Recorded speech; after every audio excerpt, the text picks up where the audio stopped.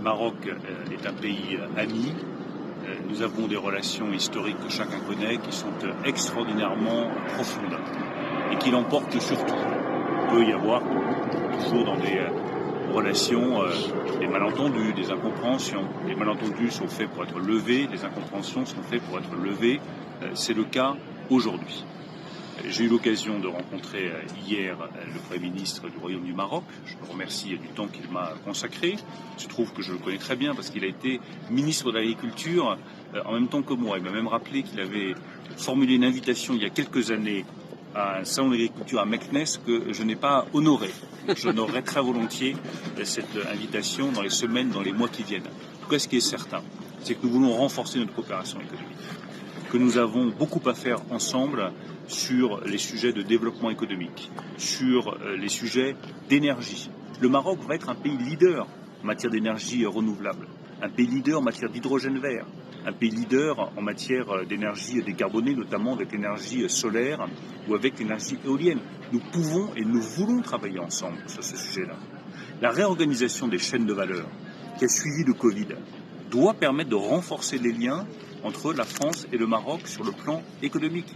Vous voyez, nous avons beaucoup de perspectives positives devant nous. Je suis convaincu que nous allons accélérer et renforcer la relation économique entre le Royaume du Maroc et la France, sur la base, une fois encore, pas simplement de contrats entre une entreprise ou une autre, mais sur la base de grands projets stratégiques. En tout ça, c'est ce que je suis venu porter ici, mon amitié pour le Maroc et notre volonté de travailler ensemble, pas simplement à des contrats singuliers, mais à de grands projets stratégiques qui ont trait au développement en Afrique, aux énergies renouvelables et à l'innovation. Et sur la question du Sahara, par exemple, la position de la France pourrait évoluer, pourrait rejoindre celle de l'Allemagne, celle de l'Espagne. Je ne suis pas ministre des Affaires étrangères, je suis ministre de l'économie et des finances, mais dans le domaine qui est le mien, qui est un domaine très important de notre relation, nous avons des perspectives de développement, pas simplement, je peux le redire, sur la base d'un contrat ou d'un autre contrat.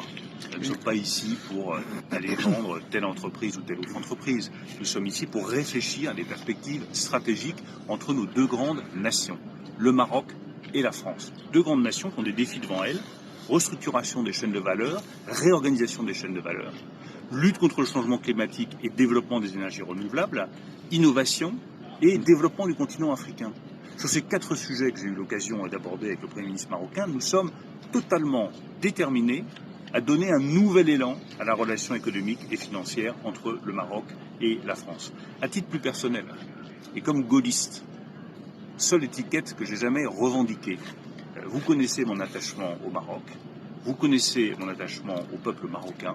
Je souhaite que dans les mois qui viennent, cela puisse se traduire par des projets très concrets dans le domaine économique et financier.